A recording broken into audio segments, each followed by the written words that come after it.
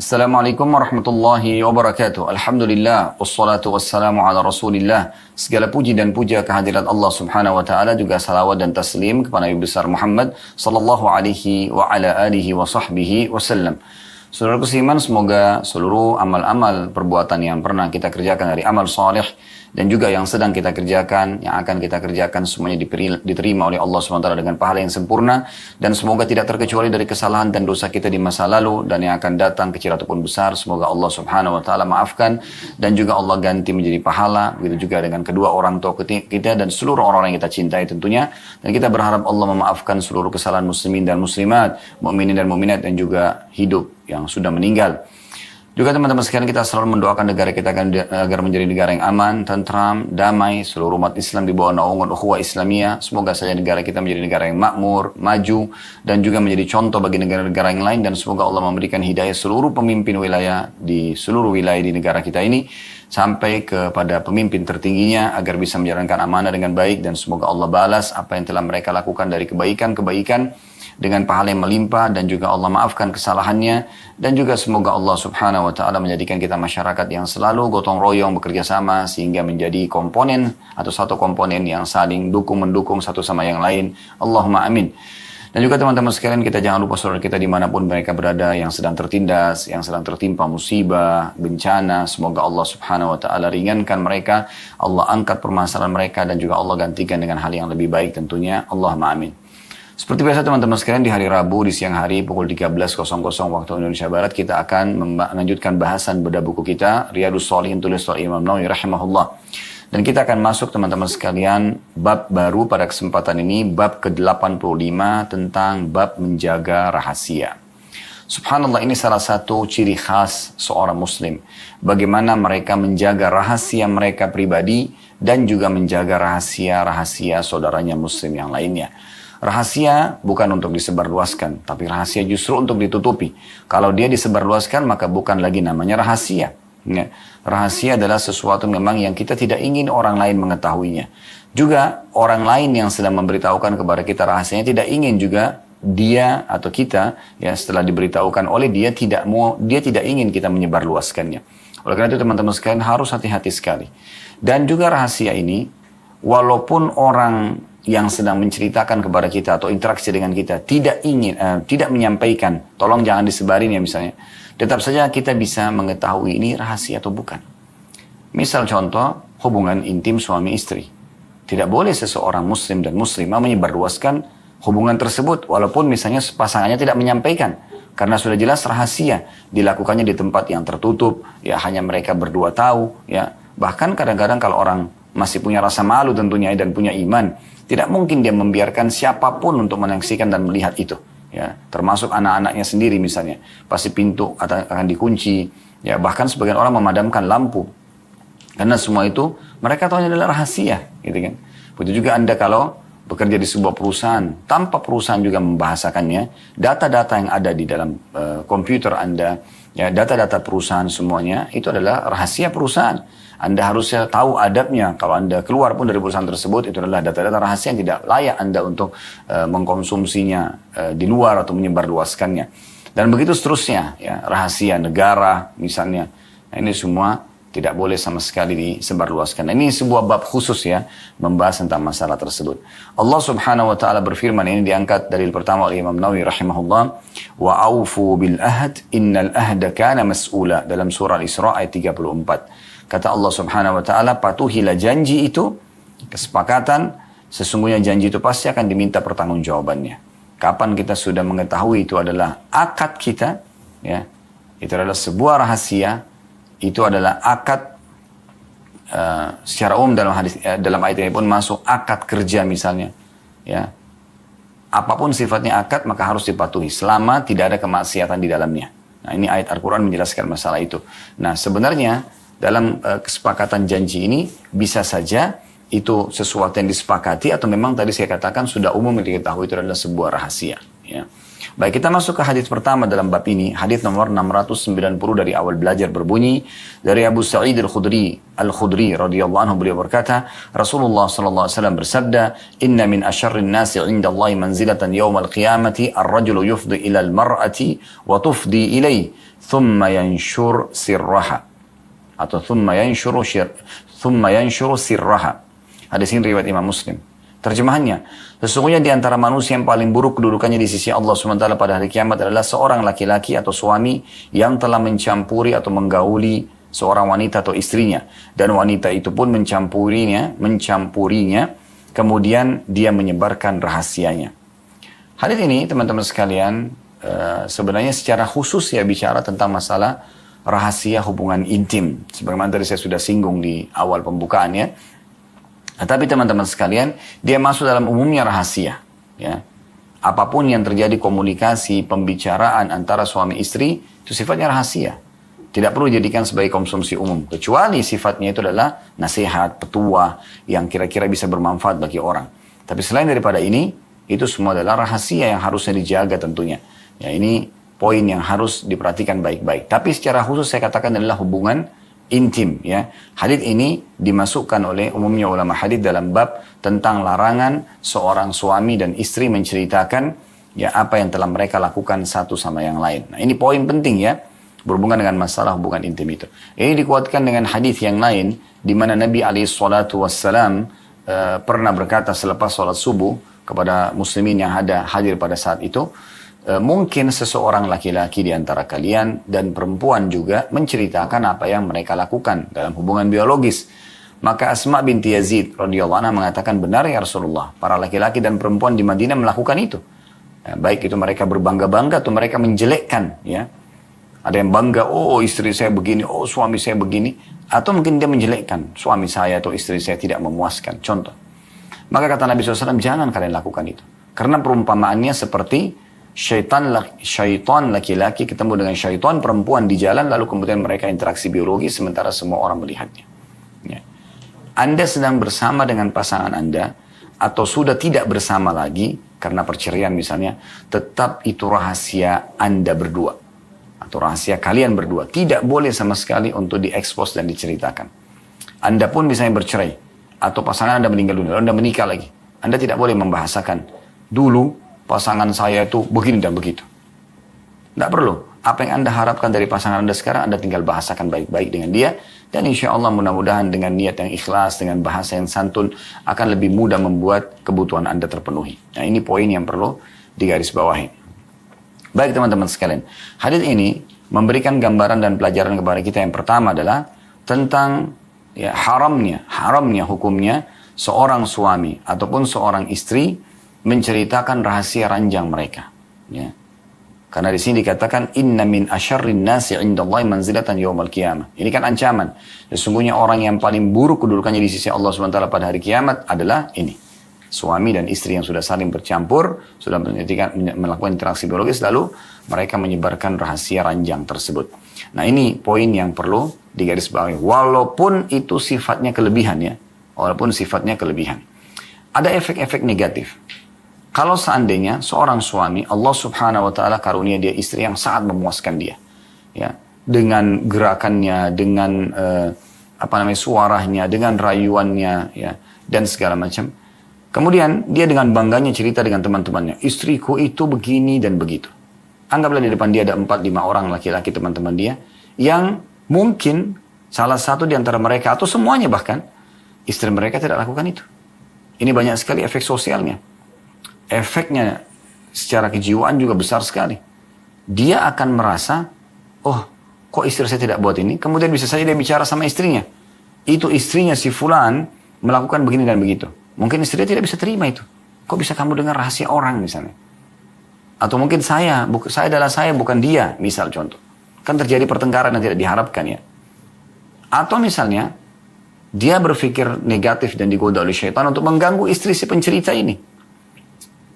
Dan berbahaya sekali karena ungkapan-ungkapan sampai ke lengkukan badan digambarkan seakan-akan semua orang yang sedang diajak bicara di depannya ini melihat dengan mata secara langsung gitu ya. Dan diceritakan lengkungannya, diceritakan rambutnya, diceritakan bajunya, diceritakan lengannya, diceritakan pahanya, dan seterusnya. Ya.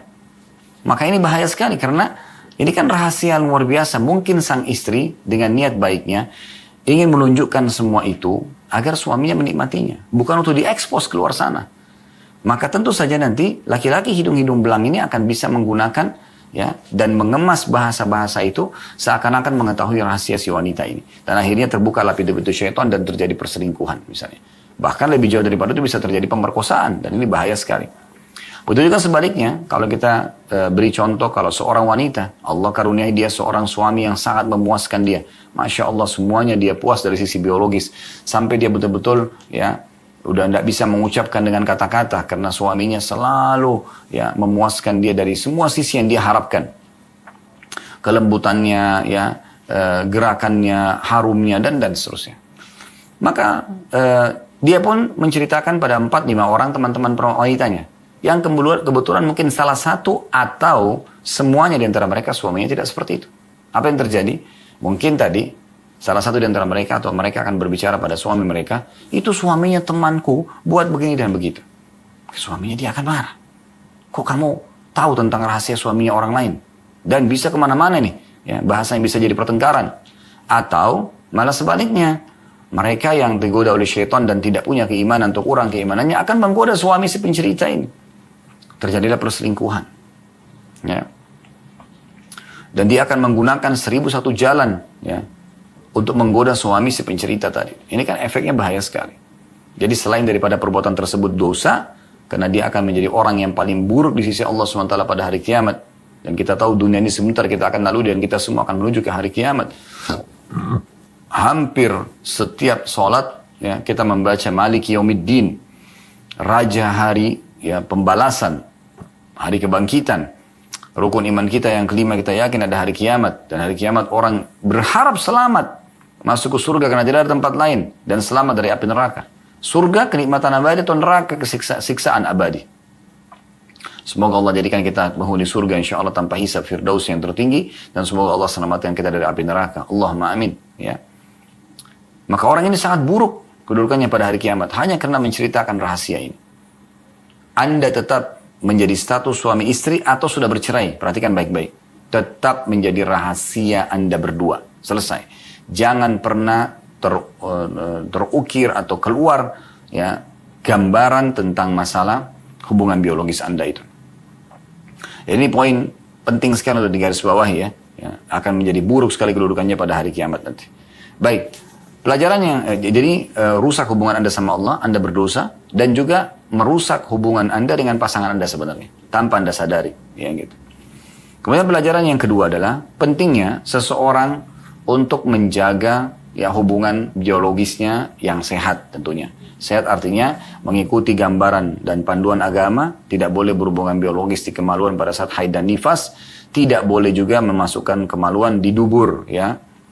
Kemudian juga jangan lupa untuk membaca doa yang diajarkan Nabi SAW, karena dengan membaca doa yang Nabi SAW ajarkan, Allahumma jannibna syaitani wa jannib syaitani ma razaqtana, maka kalau dikarunia anak tidak akan diganggu oleh syaitan selamanya, gitu kan. Saling memuaskan pasangan, diniatkan ibadah, semua ini adalah bagian komponen daripada hubungan biologis dalam Islam. Kita sangat berbeda dengan orang non-muslim yang tidak pernah tahu masalah kebersihan. Mereka maaf, walaupun buang air besar, buang kecil, mungkin mereka tidak cebok. Kalau kita memang najis, tidak mungkin sholat tanpa cebok misalnya. Kita juga tidak akan mungkin menggauli darah haid dan darah nifas, sementara Allah SWT mengatakan yas'alunaka 'anil mahid qul huwa adzan fa'tazilun nisaa fil mahid, dalam surah Al-Baqarah surah nomor 2 ayat 222, yang artinya ditanyakan kepada Muhammad tentang haid juga nifas masuk dalamnya, katakan dia adalah penyakit ya, maka jauhilah wanita untuk digauli di kemaluannya di saat itu ya. Kalau sudah suci itu tidak apa-apa ya, dan tentu boleh saja istimta atau menikmati dengan cara lain, tapi cara lain ini adalah maksudnya tidak boleh meletakkan kemaluan di kemaluan. Kata Aisyah radhiyallahu anha, Nabi SAW kalau ingin menggauli kami sementara kami sedang haid, maka beliau menyuruh menguatkan kain di daerah kemaluan kami atau daerah tempat keluarnya haid, kemudian beliau menggauli kami. Cari-cari kepuasan gitu kan. Nah itu dibolehkan. Nah, tapi ini semua adalah rahasia tentunya. Dan bagaimana seseorang menjaga itu dengan baik. Karena syaitan akan berusaha merusak rumah tangga mulai dari rusaknya hubungan biologis itu. Karena subhanallah kalau hubungan biologis ini baik, maka akan baik rumah tangga itu. Artinya yang lain bisa mudah untuk dilalui. Tapi kalau ini rusak maka akan sangat mengganggu ya hal-hal yang lain dalam rumah tangga itu. Jadi bagaimana seseorang menjaga ini dengan poin-poin yang sudah kami sampaikan tadi. Baik, kita akan masuk teman-teman sekalian hadis yang kedua dalam bab ini, hadis nomor 691. Tentu sekarang kita akan pindah ke poin lain berhubungan dengan contoh menjaga rahasia. Kalau tadi kan hubungan intim yang disebutkan ya. Ini hadis tentang yang disebut diriwayatkan oleh Abdullah bin Umar radhiyallahu anhuma, anna Umar radhiyallahu anhu hina ta'ayyamat ya. بنته حفصة قال لقيت عثمان بن عفان رضي الله عنه فأردت عليه حفصة فقلت إن شئت أنكحتك حفصة بنت عمر قال سأنظر في أمري فلبثت ليالي ثم لقيني فقال قد بدا لي ألا أتزوج يومي هذا فلقيت أبا بكر رضي الله عنه فقلت إن شئت أنكحتك حفصة بنت عمر فصمت أبو بكر رضي الله عنه فلم يرجع إلي شيئا فكنت عليه أوجد مني على عثمان فلبث ليالي حتى خطبها النبي صلى الله عليه وسلم فأنكحتها إياه فلقيني أبو بكر فقال لعلك وجدت علي حين أردت علي حفصة فلم أرجع إليك شيئا فقلت نعم قال فإنه لم يمنعني أن أرجع إليك فيما أردت علي إلا أني قد كنت علمت أن النبي صلى الله عليه وسلم ذكرها فلم أكن لأبشي سر رسول الله صلى الله عليه وسلم ولو تركها النبي صلى الله عليه وسلم لقبلتها. Hadis ini diriwayatkan oleh Bukhari. Terjemahannya, kata Abdullah bin Umar radhiyallahu anhu bahwa Umar bin Khattab radhiyallahu anhu ketika putrinya Hafsah radhiyallahu anha menjanda, dia berkata, kata Umar bin Khattab, aku telah bertemu Utsman bin Affan radhiyallahu anhu. Lalu aku menawarkan Hafsah kepadanya seraya aku berkata, jika kamu mau aku akan menikahkanmu dengan Hafsah binti Umar. Utsman menjawab, saya akan memikirkan lebih dulu. Selang beberapa hari dia menemuiku lalu berkata, saya sudah memutuskan untuk tidak menikah pada saat ini. Kemudian aku pun menemui Abu Bakar radhiyallahu anhu, maka aku berkata, jika kamu menghendaki, aku akan menikahkanmu dengan Hafsah, putri Umar. Maka Abu Bakar radhiyallahu anhu terdiam, tidak menjawab sedikit pun. Aku lebih marah dalam kurung jengkel karenanya daripada penolakan Utsman. Lewat beberapa hari kemudian, Hafsah pun dipinang oleh Nabi SAW. Maka aku pun menikahkannya dengan beliau. Kemudian Abu Bakar menemuiku lalu mengatakan, barangkali, hai Umar, kamu marah kepadaku saat kamu menawarkan Hafsah kepadaku, dan aku tidak menjawab sedikit pun. Maka aku pun menjawab, iya. Lalu Abu Bakar berkata, sesungguhnya tidak ada yang menghalangiku untuk menjawab tawaranmu, kecuali karena aku telah mengetahui bahwa Nabi SAW menyebut Hafsah. Aku tidak ingin membuka rahasia Rasulullah SAW. Seandainya Nabi SAW meninggalkannya, tentu aku sudah menerimanya. Hadits ini atau riwayat ini teman-teman sekalian mulia sekali ya. Kita bisa lihat bagaimana ya kisah yang cukup panjang dan pelajaran yang cukup banyak yang bisa kita ambil tentunya dari riwayat ini. Saya akan langsung masuk ke faedah dari hadits dan sekaligus insya Allah seakan-akan kita menjelaskan atau mensyarah daripada hadits ini. Faedah pertama dari hadits adalah bolehnya seorang muslim untuk menawarkan anak perempuannya ke laki-laki soleh. Ya. Jadi kalau dia melihat ternyata ada laki-laki yang layak untuk jadi anak mantunya, untuk menjadi suami anak perempuannya, maka jangan dia ragu untuk menawarkannya. Di sini kita bisa lihat sikap Umar radhiyallahu anhu di saat Hafsah anaknya menjanda, dia tidak menunggu. Dia langsung ya setelah masa iddahnya lepas ya atau lewat, maka dia menawarkan kepada orang-orang terbaik dari umat ini. Yang pertama ditawarkan adalah Utsman bin Affan. Ada alasannya tentu radhiyallahu anhu. Ini bukan karena kekayaan Utsman, tapi ada beberapa riwayat dari Nabi SAW di mana Nabi SAW mengatakan, wahai kaum muslimin, ya nikahkanlah anak kalian dengan Utsman bin Affan, karena aku tidak menikahkan dia dengan kedua anak perempuanku, Ruqayyah dan Ummu Kalthum, kecuali karena wahyu dari Allah. Jadi tidak ada mungkin di antara umat ini yang khusus wahyu turun untuk menyuruh kita menikahkan anak perempuan kita dengan ya Utsman bin Affan. Andai pun kita hidup di masa itu, maka tentu kita pun ya akan menawarkan anak perempuan kita dengan Utsman karena adanya hadis ini. Lalu kemudian Utsman menolak pada saat itu, kemudian ditawarkanlah kepada Abu Bakar, dan Abu Bakar pun terdiam, belum memberikan jawaban tentunya, dan sudah dijelaskan dalam hadits ini, karena memang Nabi SAW sudah menyebut-nyebut Hafsah. Tapi pelajaran pertama yang bisa kita ambil, bagaimana seorang muslim boleh, ya, bahkan satu hal yang sangat positif, untuk sibuk mencarikan jodoh yang baik, laki-laki soleh untuk anak perempuannya. Tentu boleh juga ini terjadi mencari anak perempuan yang salihah untuk anak laki-lakinya, ya. Jadi memang ini poin penting bagi sebagian atau bagi orang tua, karena sebagian dari orang tua tidak peduli dengan masalah ini. Dia membiarkan anaknya memilih sendiri, dan akhirnya kalau anaknya soleh atau salihah, pasti dia akan juga menuju ke sana. Tapi kalau tidak, maka mungkin dia akan, ya, terpengaruh dengan teman-temannya dan mencari pasangan yang tidak layak sama sekali untuk menjadi panduan hidup. Hanya sekedar tertarik secara fisik, hanya karena sekedar suka-sukaan, atau naudzubillah mungkin ada yang hamil duluan sebelum nikah, ya. Maka ini hal-hal yang sangat negatif. Oleh karena ini pelajaran penting sekali. Bagaimana sosok orang tua, ibu dan ayah tidak melepas anaknya sampai bahkan dalam pernikahannya. Dan bukan hanya sekedar pada saat dia gadis dan bujang. Tapi di sini kasus Hafsah adalah sudah menjanda. Ayahnya, walihnya sibuk untuk mencarikan orang-orang saleh. Ya. Dan saya sudah bilang tadi, mencari yang terbaik dari umat ini diambil daripada dua figur ini, Utsman bin Affan dan Abu Bakar radhiyallahu anhu. Padahal sebenarnya banyak orang yang sepadan umurnya dengan, ya, Hafsah, tapi Umar bin Khattab mencari orang yang terbaik untuk anak gadisnya atau anak perempuannya. Nah, di sini sudah janda, ya. Pelajaran yang kedua dari hadis yang bisa diambil adalah bolehnya seorang muslim menerima atau menolak lamaran. Bolehnya seorang muslim menerima atau menolak lamaran, ya. Di sini Utsman bin Affan, ya, langsung memberikan jawaban setelah beberapa hari memikirkan dan merenungi penawaran Umar bin Khattab. Kemudian dia memberikan jawaban kalau dia tidak, ya, tidak mau untuk menikah di saat itu. Dan ini bahasa yang sangat santun, ya. Sebenarnya dia tidak, mungkin dia tidak cocok, mungkin dia memang belum ingin menambah istri, mungkin, ya. Walaupun poligami terjadi pada masa itu, ya, dan memang umum terjadi di kalangan para sahabat. Yang di saat itu Utsman bin Affan punya istri, Abu Bakar punya istri, dan Hafsah ditawarkan oleh Umar bin Khattab untuk anaknya untuk menjadi melalui hidupan poligami, ya. Jadi di sini bolehnya seorang muslim menolak lamaran, ya. Kemudian pelajaran yang ketiga yang bisa diambil adalah bolehnya seseorang mendahulukan poligami dari monogami. Karena Umar bin Khattab menawarkan anaknya Hafsah untuk poligami, ya. Dia lihat maslahat dan mudaratnya. Karena banyak orang kadang-kadang berpikir, tidak, anak saya lebih baik nikah sama bujang saja, gitu kan.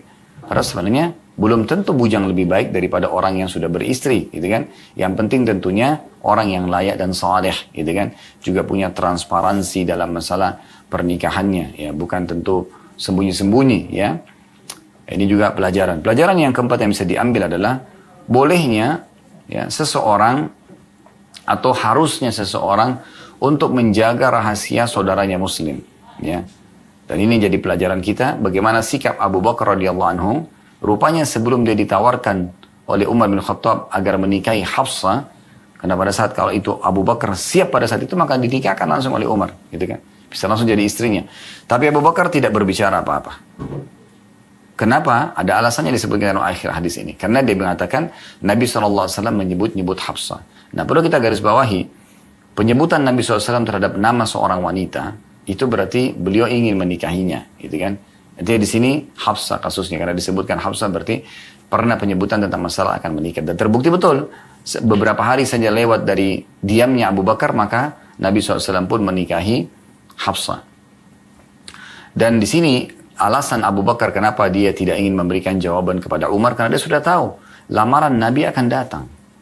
Dan dia biarkan saja Nabi SAW yang menyampaikan kepada Umar. Bukan dia yang menyampaikannya kepada Umar, gitu kan. Untuk menjaga rahasia Nabi SAW, karena ternyata ini adalah pembicaraan antara Nabi SAW dengan Abu Bakar pada saat itu. Dianggaplah misalnya Abu Bakar ini si A, Nabi SAW si B. Si B berbicara dengan si A, saya ingin melamar si C. Hafsah di sini posisinya, gitu kan. Maka posisi Abu Bakar di sini subhanallah, bukan karena dia lihat kesempatan nih, Hafsah janda, dia nikahi duluan. Enggak. Tapi Nabi SAW sudah lebih dulu mengucapkannya, dan dianggapnya sebuah rahasia seorang muslim. Dia punya harapan, dia ingin menikahi Hafsah. Maka Abu Bakar pun menahan diri. dan lebih mendahulukan Nabi SAW. Selain beliau memang Nabi, ini berlaku pada umumnya kita. Artinya kalau ada seorang muslim dan saudaranya muslim lebih berharap untuk menikahinya, silahkan. Didahulukan saja. Gitu kan. Karena di sini kata Abu Bakar, kalau seandainya Nabi SAW tidak menikahinya, aku akan menikahinya. Karena di sini Abu Bakar memang diajak bicara oleh Nabi SAW bahwasanya Nabi akan menikahi Hafsah. Nah ini juga dianggap rahasia oleh Abu Bakar. Ini luar biasa. Ya. Karena memang Nabi berbicara hanya dengan Abu Bakar tentang akan melamar Hafsah. Jadi bukan malah menunggangi keadaan dan kesempatan ini justru untuk yang menikahi Hafsah. Padahal sebenarnya Umar memang sedang menawarkan kepada Abu Bakar. Ya. Tentu memang di sini karena Nabi SAW posisinya sangat mulia ya. Tapi kita bisa, kita pun mungkin kalau sedang berhadapan dengan hal yang sama dengan Abu Bakar, kita pasti akan dahulukan Nabi SAW. Bahkan anak-anak kita pun kita akan nikahkan dengan Nabi SAW. Tetapi yang pelajaran bisa kita ambil, selain Nabi SAW, kalau ada seorang muslim dan saudaranya muslim, mengatakan, saya ingin melamar si fulan, itu dia punya, anaknya si fulan misalnya, dia punya anak gadis, saya dengar anaknya soleha, anaknya begini dan begitu, saya rasa cocok. Si A bicara sama si B dengan ini, si B nggak boleh menunggangi keadaan di sini, karena ini sudah rahasia, dia sudah bicara. Lalu kemudian karena dia tahu, oh sana punya kelebihan, dia lamar duluan.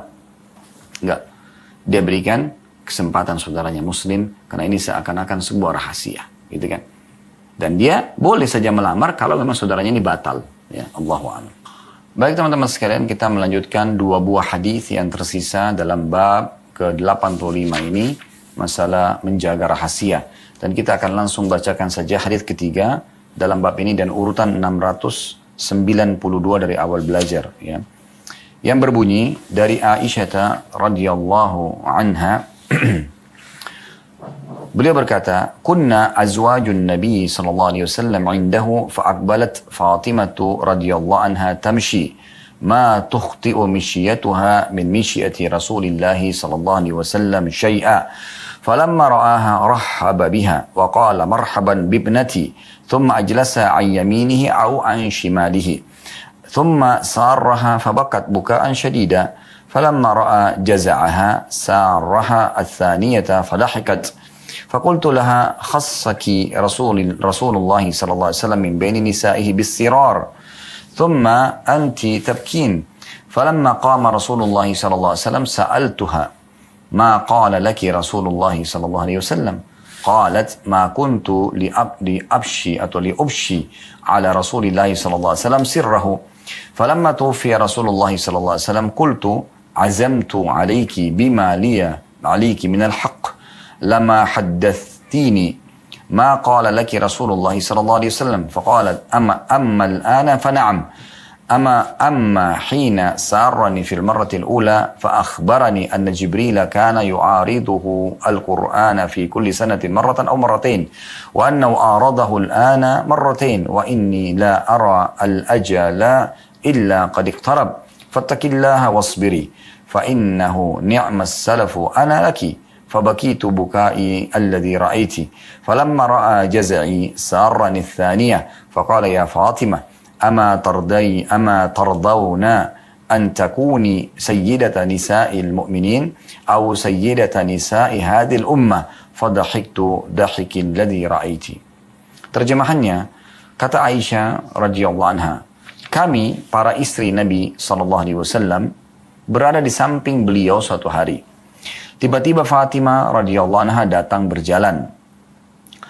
Cara berjalannya tidak berbeda sedikit pun dengan Rasulullah SAW. Maksudnya cara jalan Nabi SAW. Tak kala beliau, Nabi SAW melihat Fatimah, beliau menyambutnya dan berkata, selamat datang wahai putriku. Kemudian beliau mendudukkannya di samping kanan beliau atau di samping kiri beliau. Kemudian beliau SAW membisikkan kepada Fatimah sesuatu. Maka Fatimah pun tiba-tiba menangis dengan tangisan yang sangat keras.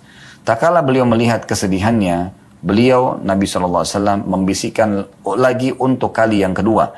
Dan Fatimah pun tertawa atau tersenyum. Maka aku berkata kepada Fatimah, Rasulullah SAW telah mengistimewakanmu dengan rahasia-rahasia di antara para istri beliau. Kemudian kamu pun menangis.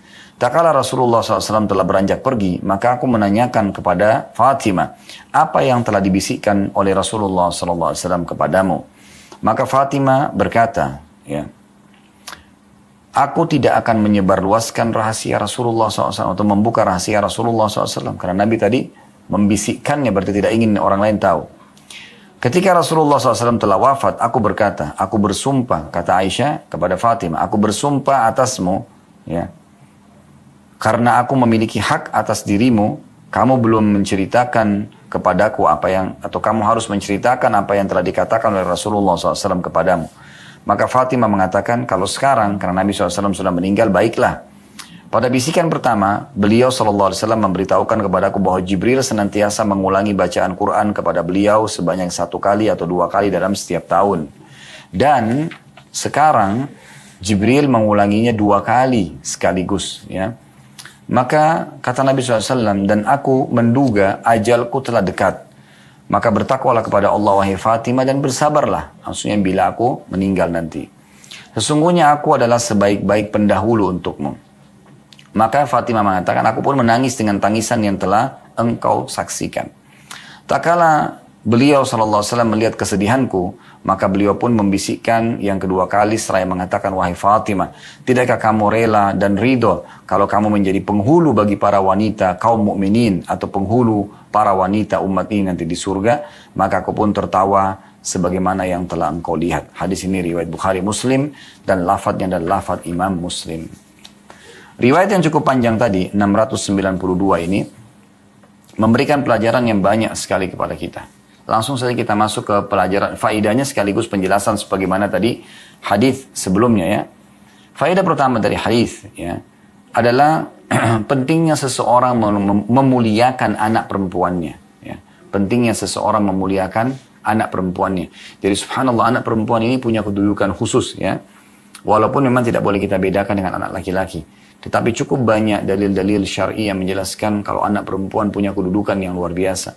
Kata Nabi SAW, siapa yang dikaruniai anak, atau 2 atau 3 orang anak perempuan, lalu dia mendidiknya dengan baik, dia mengurusnya, ya, dia menikahkannya atau sampai menikah, ya, kecuali akan menjadi hijab baginya dari api neraka atau akan menjadi penyebab dia masuk ke dalam surga, gitu kan. Jadi memang memuliakan anak-anak ini penting, ya, memuliakan mereka. Ya, jangan sampai karena anak, sering dibentak, sering dimarahin. Tidak. Memuliakan anak-anak penting sekali. Terutama anak perempuan. Karena mereka dominan perasaan. Tentu sekali lagi kita harus adil pada anak-anak ya. Tetapi di sini karena kasusnya adalah Fatimah radhiyallahu anha, Nabi SAW memuliakannya. Di depan para istrinya pun pada saat para istri sedang duduk bersama Nabi SAW. Maka Fatimah masuk dan langsung Nabi SAW menyambutnya sambil mengatakan, marhaban ya benati, selamat bertemu wahai ya anak perempuanku. Lalu Nabi SAW dudukkan secara khusus di sebelah Nabi SAW dan dikatakan sebelah kanan atau sebelah kiri. Jadi pelajaran pertama, faedah pertama adalah bagaimana pentingnya seorang muslim memuliakan anak-anak mereka. Ya, tentu di sini memuliakan artinya memberikan hal-hal yang baik kepada mereka. Bukan ya memberikan kesempatan anak-anak untuk mengatur orang tuanya. Ini keliru ya. Karena ada sebagian orang tua mereka malah memberikan peluang agar anak-anaknya bahkan masih di bawah umur untuk mengatur orang tuanya. Saya berapa kali bertemu dengan jemaah, ada di antara mereka yang sudah berumur 30 tahun, 40 tahun. Anaknya umur 7 tahun, 8 tahun. Tapi setiap kali mau pergi ke satu tempat, bagaimana bang? Bagaimana kak? Ya. Anak yang ditanya, mau nggak pergi ke sana? Untuk apa ditanya anak seperti ini? Harusnya Anda sebagai orang tua membiasakan mereka ikut dengan Anda, bukan Anda yang ikut dengan mereka, gitu kan? Sama juga dengan penawaran makanan, sering kami bahasakan ini. Jadi dalam menawarkan makanan, dalam menyajikan makanan, sajikan saja. Dan mengatakan, nah ini adalah rezeki dari Allah, kita nikmati bismillah dan bersyukur setelah itu. Biasakan pola itu ada. Kalau kapan Anda selalu menawarkan mau makan apa, akhirnya nanti makanan-makanan yang Anda tawarkan ini kapan tidak bisa Anda siapkan, mereka akan kecewa pada Anda. Dan ini awal pintu kedurhakaan tanda kutip di sini. Harusnya jangan, dihindari. Begitu juga dengan pakaian, berikan mereka pakaian. Dan biasakan mereka selalu menerima pakaian yang sudah Anda siapkan untuk mereka. Nah ini poin penting sekali ya dalam pendidikan anak. Dan tentu sambil kita muliakan mereka, maksudnya kita berikan makanan yang terbaik, minuman yang terbaik, pakaian yang terbaik, tempat tinggal yang terbaik, ya, panduan hidup, nasihat-nasihat yang baik, lembaga pendidikan yang baik, ya, fasilitas yang umum yang digunakan kamar tidur, ranjang, lemari, baju dan seterusnya, semua kita berikan yang terbaik dengan niat untuk memuliakan anak-anak kita itu dibolehkan. Nah ini faedah yang bisa diambil dari hadis ya. Faedah yang pertama itu memuliakan anak-anak, terutama anak perempuan di sini ya. Kemudian yang kedua yang bisa diambil faedah dari hadis adalah bolehnya ya, dalam kehidupan poligami seseorang laki-laki untuk mengumpulkan para istrinya, walaupun tidak setiap saat gitu kan. Di sini ya Aisyah mengatakan di awal riwayat, kami para istri Nabi satu hari pernah duduk di sekitar Nabi SAW atau bersama beliau. Perhatikan riwayatnya begitu kan. Kunna azwajun Nabi SAW indahu. Kami para istri Nabi satu hari pernah berada di sisi beliau semuanya bersama-sama. Ya, kebersamaan ini penting tentunya, tapi tidak setiap saat. Tapi ada waktu-waktu di mana mereka mungkin bisa bertemu ya, di saat Anda lihat maslahatnya ada di situ. Nah, pelajaran yang ketiga yang bisa diambil dari hadis adalah tentang bagaimana bolehnya seseorang menyampaikan rahasia kepada orang lain tanpa memberitahukan kepada orang yang lain juga. Misalnya di sini Nabi SAW beritahukan kepada Fatimah dan tidak memberitahukan pada istri-istri beliau. Ya, berarti tidak semua harus disampaikan pada istri. Kalau memang dianggap itu adalah rahasia yang khusus buat anak-anak saja, itu boleh saja, gitu kan? Itu boleh saja karena di sini Nabi SAW berikan contoh masalah itu. Sebenarnya beliau bisa saja menyampaikan kepada istri-istrinya juga semuanya, gitu kan? Tapi mungkin Nabi SAW tidak ingin para istrinya sedih, ya, karena mengetahui sudah dekatnya ajal beliau. Ya. Maka beliau hanya sampaikan kepada Fatimah cukup, gitu kan? Dan ini menandakan memang ada kedudukan khusus bagi Fatimah radhiyallahu anha, ya. Ini pelajaran yang ketiga. Pelajaran yang keempat yang bisa diambil adalah kedudukan Fatimah radhiyallahu anha ya di antara para anak-anak Nabi SAW yang lain. Ada Zainab, ada Ummu Kulthum, ada Ruqayyah, yang wanita-wanita yang sempat hidup ya sampai dewasa. Kalau yang laki-laki Al-Qasim, Abdullah dan Ibrahim meninggal pada saat mereka masih kecil ya, masih belasan bulan gitu ya. Nah kalau di antara anak-anak Nabi SAW, maka Nabi SAW mengkhususkan Fatimah. Ini mirip dengan bagaimana Nabi Yaqub alaihissalam mengkhususkan Yusuf. Pengkhususan sini maksudnya adalah ada hal-hal mungkin karena khidmah, karena keramahan, karena apa segala macam. Maka anak-anak ini punya kelebihan khusus gitu. Maka Nabi SAW menyampaikan kepada Fatimah hal ini dan tidak menyampaikan pada istri beliau. Padahal sebenarnya bisa saja disampaikan mumpung kumpul semua ya langsung disampaikan. Jadi sini dibisikkan khusus kepada Fatimah karena alasan banyak gitu. Di antaranya mungkin karena agar Nabi SAW ya, ingin menunjukkan tentang hukum bolehnya menyampaikan rahasia begini dengan anak, juga supaya mungkin para ummahatil mukminin tidak bersedih ya karena mengetahui Nabi SAW sudah dekat ajalnya, ya, kedudukannya Fatimah sendiri secara pribadi untuk ditunjukkan tentunya dan seterusnya. Pelajaran kelima dari hadis yang bisa diambil adalah pentingnya menjaga rahasia, dan ini yang menjadi saksi bahasan kita. Bagaimana Fatimah radhiyallahu anha pada saat mengetahui Nabi SAW membisikkan kepada beliau, berarti menandakan rahasia. Datang Aisyah bertanya langsung setelah Nabi SAW berdiri, apa yang Nabi bisikkan? Dia mengatakan, saya tidak akan membuka apa yang Nabi sudah rahasiakan. Perhatikan sangat pekah bagaimana Fatimah Al-Batul radhiyallahu anha, ya, yang benar-benar, ini julukan beliau Al-Batul ya, orang yang luar biasa, sangat dekat dengan Allah SWT, dekat dengan Nabi SAW. Fatimah radhiyallahu anha langsung mengatakan, saya tidak akan mungkin menyampaikan rahasia Nabi SAW. Karena kalau Nabi ini bukan rahasia kan pasti Nabi sudah sampaikan. Sementara di situ hanya ada istri-istri Nabi dan anaknya saja satu orang, Fatimah. Ya, jadi harusnya Nabi sudah sampaikan, tapi karena Nabi tidak sampaikan, dibisikkan berarti rahasia. Coba bayangkan. Ya. Kalau ada yang menyebutkan kepada Anda melalui secara langsung lisannya atau melalui tulisan, ketik ini rahasia misalnya, maka tidak boleh Anda beberkan, gitu kan? Tidak boleh Anda beberkan. Ya, karena ada sebuah hadis yang mulia ya, hati-hati sekali kata Nabi SAW, siapa yang sengaja mencari-cari aib saudara Muslim, bahkan menyebarkan rahasianya, maka Allah pun akan membongkar rahasia dia, ya, atau aib dia, walaupun dari dalam rumahnya. Maka ini poin penting, ya, gitu. Dan ini jadi saksi bahasan kita. Kemudian pelajaran yang selanjutnya yang keenam adalah bagaimana Nabi SAW ya mengetahui dan merasakan kalau ajal beliau akan dekat atau sudah dekat, ya. Jadi ini adalah tanda-tanda di mana Nabi SAW mengetahui, oh ternyata dengan seringnya Al-Quran diulangi, tadinya setahun sekali atau setahun dua kali, maka sekarang bisa langsung 2 kali selalu berturut-turut, maka berarti menandakan ajal sudah dekat, ya. Dan seorang mukmin memang harus selalu yakin dengan ajal yang sudah dekat, ya, tanpa harus berangan-angan terlalu berlebihan ke depan. Selama Allah berikan dia umur di hari ini, maka sering kami bahasakan hari ini adalah hari emas Anda, maksimalkan. Ya. Kalau masa lalu Anda penuh dengan dosa, tinggal Anda bertobat di hari ini, maka Anda akan selamat tentunya. Kalau masa lalu Anda penuh dengan amal soleh, maka sekarang hari ini perbanyak amal soleh tambahan, agar nanti bisa meninggikan derajat Anda di surga. Pelajaran yang ketujuh yang terakhir adalah, bagaimana kedudukan Fatimah radhiyallahu anha kalau beliau akan menjadi sayyidatu hadil ummah, ya, atau pemimpin seluruh wanita mukmin atau seluruh umat ini, wanita umat ini. Ya, ini kedudukan yang luar biasa, ya. Ini pelajaran terakhir bagaimana Fatimah radhiyallahu anha dinobatkan, dan ini melalui wahyu kalau dia adalah pemimpin wanita-wanita umat ini atau umat Islam. Dan ini juga dikuatkan dengan hadis yang lain kalau Nabi SAW mengatakan pemimpin para wanita di surga adalah disebutkan ibunya Fatimah itu Khadijah, kemudian Fatimah, Maryam, kemudian Asia. Jadi 4 wanita ini termasuk orang-orang yang mulia dan pemimpin para wanita di surga.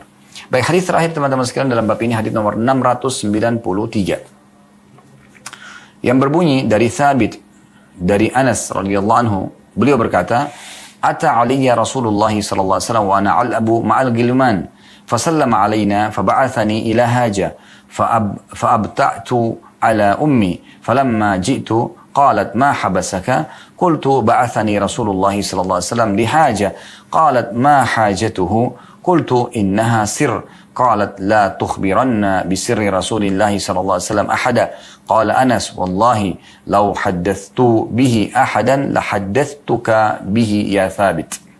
Hadis ini diriwayatkan Muslim dan Imam Bukhari meriwayatkannya secara ringkas. Terjemahannya, kata Anas, ya, pada saat itu menceritakan pada Thabit. Thabit ini seorang, ya, sahabat atau teman dekatnya Anas. Anas mengatakan, aku pernah didatangi oleh Rasulullah SAW ketika itu aku bermain-main dengan anak-anak kecil, karena memang beliau masih kecil pada saat itu. Lalu Nabi SAW mengucapkan salam kepada kami dan menyuruh aku untuk satu keperluan beliau. Akhirnya aku pun terlambat pulang kepada ibuku karena sibuk membelikan hajat-hajat Nabi SAW. Ketika aku pulang, ibuku bertanya, "Apa yang telah membuatmu terlambat balik?" Maka aku berkata, "Aku telah disuruh oleh Rasulullah SAW untuk membeli suatu keperluan." Lalu ibuku bertanya, "Apa keperluan beliau?" Aku menjawab, "Itu rahasia." Maka ibuku berkata, "Jangan memberitahukan rahasia Rasulullah SAW kepada siapapun." Lalu Anas berkata, "Demi Allah, seandainya aku memberitahukan kepada seseorang, tentu akan memberitahukan kepadamu, wahai Thabit." Thabit adalah sahabat dekat, ya, Anas radhiyallahu anhu majma'in. Baik, hadis ini teman-teman sekalian adalah hadis terakhir dalam bab ke-85 tentang masalah bab menjaga rahasia. Kita akan langsung masuk ke faidahnya dan juga sekaligus, ya, penjelasan tambahan daripada atau syarah daripada hadis ini. Pelajaran pertama tentang pentingnya seseorang bermuamalah, ya, sebagai seorang muslim baik, ya, dengan orang yang seumur dengan dia ataupun dengan anak-anak. Nabi SAW dalam beberapa kali dikatakan mengucapkan salam kepada orang dewasa, laki-laki, perempuan, anak-anak. Nah, di sini anak-anak juga diucapkan salam oleh Nabi SAW. Dan juga Nabi SAW melibatkan anak-anak dalam banyak aktivitas, gitu kan. Jadi jangan sampai kita menganggap remeh, kecuali memang dia belum menguasainya. Tapi di saat dia menguasai sebuah bidang, jangan melihat umur. Bukankah Nabi SAW mengangkat Usama bin Zaid di umur 17 tahun untuk memimpin pasukan perang di akhir hidup Nabi SAW? Dalam pasukan ada Abu Bakar, ada Umar, ada Uthman, ada Ali. Ada sahabat-sahabat Nabi yang senior. Bukankah Nabi SAW pernah, ya, melibatkan beberapa orang sahabat dalam perang Uhud? Karena mereka punya keterampilan dalam berperang, seperti Rafi' ibn Khadij radhiyallahu anhu yang umurnya masih berapa belas tahun, bersatu antara 13 atau 14 tahun, karena dia ahli dalam memanah, ya, seingat saya, maka diloloskan oleh Nabi SAW. Dan ada beberapa sahabat-sahabat Nabi yang lain seperti itu. Jadi kita perlu melibatkan anak-anak kita, terutama kalau memang mereka terlihat dewasa, terlihat bijaksana, boleh kita libatkan dalam menyelesaikan hajat-hajat kita atau kita menyampaikan rahasia. Pelajaran yang kedua, pentingnya mengucapkan salam kepada semua muslim tuh, termasuk anak-anak. Nah, ini kenapa kita singgung teman-teman sekalian, karena banyak di antara orang tua Masuk ke dalam kamar anaknya, salam aja enggak. Langsung to the point berbicara. Telepon anaknya juga sama. Langsung to the point. Tidak mengucapkan salam. Suami istri tidak pernah salam. Ya. Oh, anak juga pada orang tua karena terbiasa orang tua yang didik tidak mengucapkan salam. Maka tidak juga mengucapkan salam. Teman dengan temannya. Bawahan sama atasan. Atasan sama bawahan. Bahkan di tempat umum itu kayaknya sesuatu yang sangat jauh untuk diamalkan sunnah Nabi SAW. Pernah Nabi SAW mengatakan untuk ditanya, apa amalan apa dalam Islam yang sangat baik? Kata Nabi SAW, engkau memberikan makan kepada orang-orang dan engkau ucapkan salam kepada orang yang kau kenal dan kau tidak kenal. Kita harus hidupkan salam ini. Assalamualaikum, artinya semoga keselamatan dunia akhirat untuk kalian. Warahmatullah, dan semoga rahmat Allah, maksudnya di sini adalah rezeki. Ya, selalu melimpah untuk kalian. Wabarakatuh, dan semoga Allah berkahi atau menjadikannya sebagai hal yang cukup ya buat kalian. Bayangkan kalau suami istri saling mendoakan seperti ini. Assalamualaikum warahmatullahi wabarakatuh. Semoga keselamatan dunia akhirat selalu bersamamu. Kemudian semoga rezeki Allah melimpah untukmu. Semoga selalu engkau tercukupi. Lalu si istri menjawab atau suami jawab, waalaikumsalam warahmatullahi wabarakatuh. Semoga juga untukmu kebahagiaan dunia akhirat. Semoga juga untukmu rezeki. Semoga juga untukmu keberkahan atau kecukupan. Ini luar biasa. Dalam sehari berapa kali kita komunikasi via WA, tulisan ataupun via voice, suara telepon misalnya. Begitu juga dengan orang ketemu dengan orang lain. Bahkan kata Nabi SAW mengucapkan, kalau dua orang muslim jalan, ya, kemudian mereka dipisahkan oleh batu ataupun pohon, maka yang paling baik yang memulai salam. Atau sebaiknya mereka mengucapkan salam. Ini luar biasa. Berarti bayangkan kalau kita lagi jalan, ya, mungkin di situ ada beberapa pohon yang kita lewatin. Berarti berapa kali kita ucapkan salam. Kan begitu.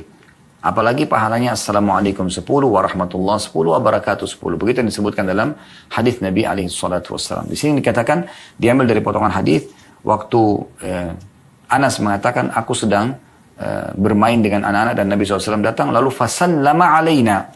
Lalu beliau mengucapkan salam kepada kami. Baik, pelajaran yang ketiga, bolehnya seseorang mendahulukan Nabi SAW ya, dari kedua orang tua, khusus Nabi SAW ya. Kalau orang lain tidak boleh. Jadi kalau Nabi SAW boleh kita dahulukan, karena beliau adalah orang yang paling mulia yang harus kita dahulukan, gitu kan? Pernah Umar bin Khattab mengatakan, ya Rasulullah, aku mencintai anda melebihi apapun dan siapapun kecuali diriku. Kata Nabi SAW, tidak bisa ya Umar, sampai aku juga lebih engkau cintai dari dirimu sendiri. Maka Umar sedikit merenung, lalu kemudian beliau mengatakan, sekarang ya Rasulullah, aku mencintai anda melebihi diriku sendiri. Maksudnya apapun yang anda perintahkan, walaupun aku tidak suka, aku akan terima. Apa yang anda larang, walaupun aku suka, aku akan tinggalkan. Ya, maka kata Nabi SAW, sekarang hai Umar. Maksudnya sekarang baru imanmu itu bisa sempurna. Ya. Jadi di sini bagaimana Anas bin Malik telat kembali ke ibunya. Lalu kemudian, dan itu dikarenakan dia menyelesaikan hajat Nabi alaihi salatu wassalam. Pelajaran selanjutnya yang keempat yang bisa diambil adalah bagaimana seseorang penting untuk menjaga rahasia, ya. Dan di sini diambil pelajaran bagaimana imannya juga, ya. Ibunya Anas, ya. Anas bin Malik ini ibunya wanita yang mulia, ya. Kalau anda sudah tahu, alhamdulillah. Kalau belum tahu, namanya atau julukannya Ummu Sulaim atau julukannya Rumaisa atau Gumaisa radhiyallahu anha. Ini salah satu wanita yang dijamin masuk surga. Dia yang membawa Anas ibn Malik, anaknya, ke Nabi SAW dan meminta agar Nabi menjadikannya sebagai pembantu. Dan Anas ibn Malik menjadi pembantu 10 tahun di rumah Nabi SAW. Anas inilah yang meriwayatkan hadis yang mengatakan, saya menjadi pembantu di rumah Nabi SAW 10 tahun, dari umur 9 tahun sampai 19 tahun. Belum pernah saya temukan Nabi SAW berkata kasar ataupun memukul para istri dan pembantunya. Jadi ini luar biasa gitu. Memang ini ibu dan anak yang luar biasa, ya. Dua-duanya Allah karuniai kemuliaan karena berbuat baik pada Nabi SAW. Di sini, ya, ibu ini sebagai posisi ibu. Tapi pada saat anaknya mengatakan inilah rahasia Rasulullah, maka langsung dia menimpali dengan keimanannya. Hai anakku, hai Anas, jangan pernah engkau membuka rahasia Rasulullah SAW. Dan terakhir pelajaran yang bisa kita ambil yang kelima mungkin, ya, adalah pentingnya seseorang menjaga rahasia selama dia hidup, ya. Bagaimana di sini Anas bin Malik mengatakan, hai Thabit, kalaupun saya akan ceritakan rahasia yang Nabi suruh beli atau ada hajat Nabi itu, maka engkau adalah orang yang paling layak untuk aku ceritakan. Artinya aku tidak akan ceritakan. Dan disuruh dijaga, ditutupi selama hidup. Dan kalau orang itu sudah meninggal dan itu dianggap adalah satu kebaikan, boleh kita sampaikan karena Fatimah menyampaikan apa yang Nabi SAW bisikkan setelah Nabi SAW meninggal dunia Allahu a'lam. Ini bahasan kita insyaallah. Kalau benar dari Allah, kalau salah dari saya mohon dimaafkan. Subhanakallahumma bihamdika asyhadu an la ilaha illa anta astaghfiruka wa atubu ilaik. Wassalamualaikum warahmatullahi wabarakatuh.